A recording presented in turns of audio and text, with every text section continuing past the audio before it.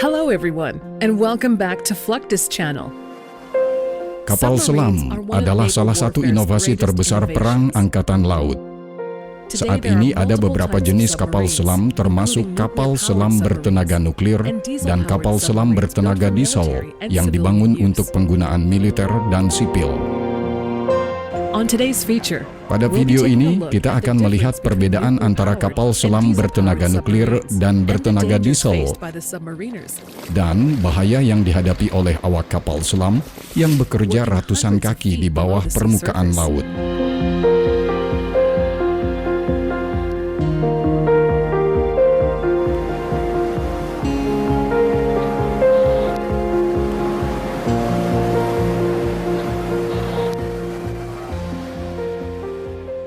Kapal selam memiliki sejarah yang lebih panjang daripada yang mungkin diperkirakan sejak adanya kendaraan selam, bahkan sejak abad ke-15.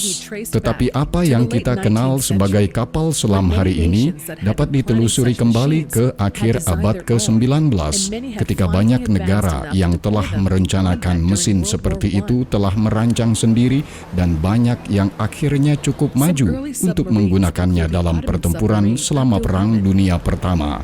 Beberapa kapal selam awal, termasuk kapal selam Ottoman Abdul Hamid, USS Holland, dan U-1 Jerman.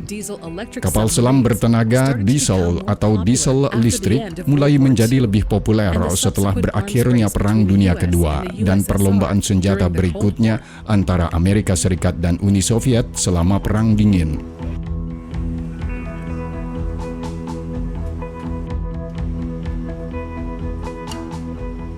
Selama ini, kita melihat pentingnya kapal selam tumbuh baik untuk keperluan militer dan non-militer dengan penggunaan yang terlihat di mana saja, mulai dari pertempuran hingga perbaikan kabel bawah laut serta pariwisata.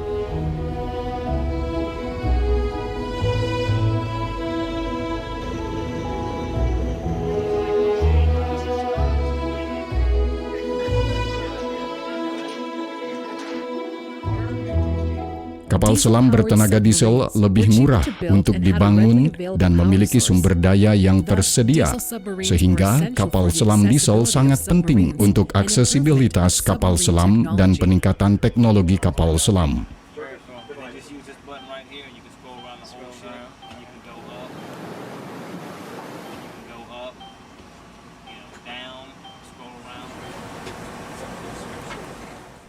Salah satu seri kapal selam diesel elektrik yang paling menonjol adalah kapal selam serang kelas pembunuh milik Rusia. Yang pertama kali ditugaskan oleh Uni Soviet pada tahun 1980. Ketika tenggelam, kapal selam dapat membawa beban dari mana saja, dari 3.000 ton untuk proyek asli 877 varian Tapal hingga 4.000 ton untuk proyek 636 varian Varshavianka yang ditugaskan pada pertengahan 90-an. Kapal selam bisa tenggelam hingga 45 hari dan ketika tenggelam bisa melakukan perjalanan dengan kecepatan 20 knot.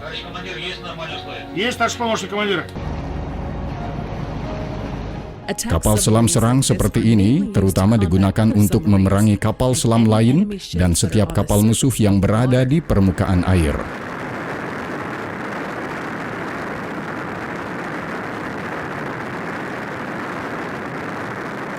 Kapal selam bertenaga diesel terkemuka lainnya termasuk kapal selam kelas Skotlandia, Swedia.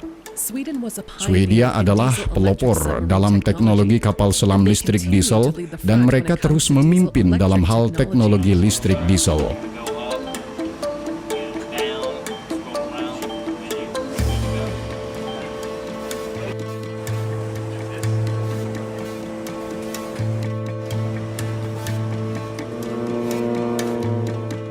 Kapal selam kelas Gotland kurang mengesankan dibandingkan kapal selam Rusia jika kita membandingkan spesifikasinya.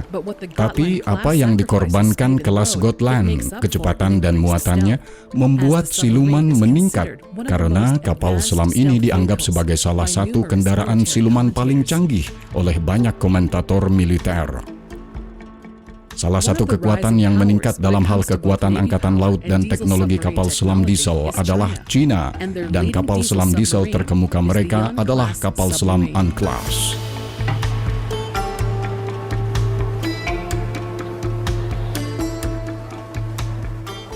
Kapal selam ini dirancang untuk menjadi kapal selam serangan yang efektif dan juga kapal selam siluman. Tujuan utamanya adalah untuk bertindak sebagai platform untuk rudal jelajah anti kapal, dan ketika tenggelam dapat membawa beban 3.500 ton dan melakukan perjalanan dengan kecepatan lebih dari 20 knot. Kemampuannya, bila dikombinasikan dengan sifat biaya yang lebih rendah dari kapal selam diesel, telah membuatnya menjadi ekspor yang sukses ke negara-negara seperti Thailand dan Pakistan untuk angkatan laut mereka. Sambil mengembangkan teknologi di balik kapal selam ini, pasti merupakan tugas yang sulit. Kehidupan personel di dalam kapal selam ini bisa sangat menantang. Personel sering menghabiskan waktu hingga 90 hari untuk penempatan jika tidak lebih, dan harus tinggal di ruang bersama yang sempit.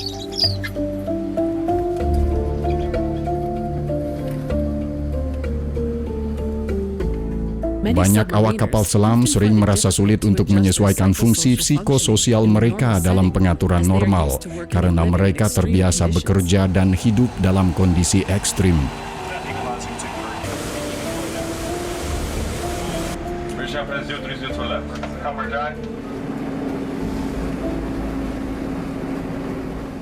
Selain sulitnya hidup di kapal selam, juga banyak bahaya yang dihadapi oleh para awak kapal selam, terutama kapal selam bertenaga diesel yang rawan kebocoran gas.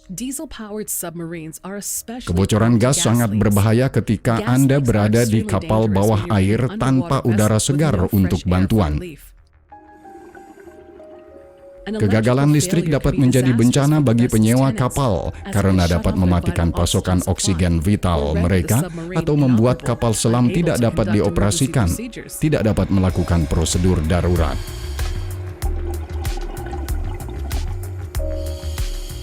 Jelas bahwa tinggal di dalam dan mengoperasikan kapal selam bukanlah hal yang mudah, tetapi kemampuan kapal selam bertenaga diesel yang terbatas telah membuatnya sangat berbahaya. Itulah sebabnya banyak angkatan laut tercanggih di dunia seperti Angkatan Laut Amerika Serikat, Angkatan Laut Kerajaan Inggris, Angkatan Laut Perancis, dan Angkatan Laut Rusia, semuanya telah mengadopsi dan mengambil langkah untuk bergerak menuju kapal selam bertenaga nuklir daripada kapal selam diesel listrik konvensional.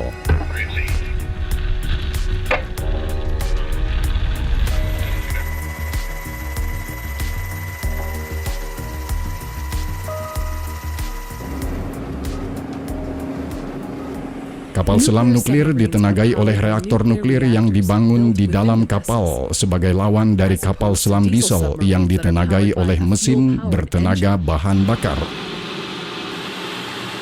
Kapal selam diesel terbatas dalam kemampuan mereka karena mereka sering harus muncul kembali untuk mengisi bahan bakar yang dapat menimbulkan ancaman bagi operasi siluman mereka. Kapal selam nuklir di sisi lain tidak memerlukan pengisian bahan bakar selama 25 tahun umurnya.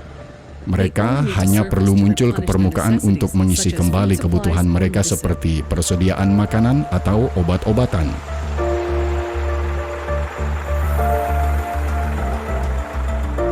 Namun, kapal selam nuklir juga dapat dibatasi. Sementara secara hipotesis, kapal selam bertenaga nuklir tidak perlu diisi bahan bakarnya. Teknologi saat ini juga tidak memungkinkan mereka untuk tenggelam dalam waktu yang sangat lama.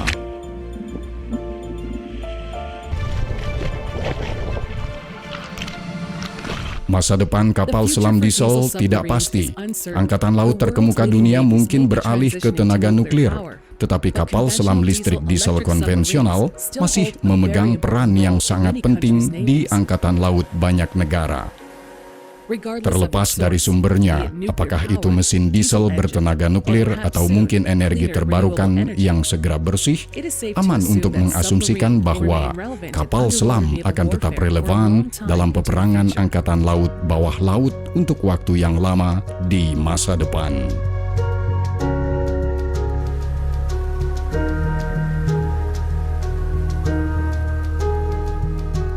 That's the end of this video. I hope you enjoyed it. Make sure to subscribe to this channel so you don't miss any of our new content. See you next time.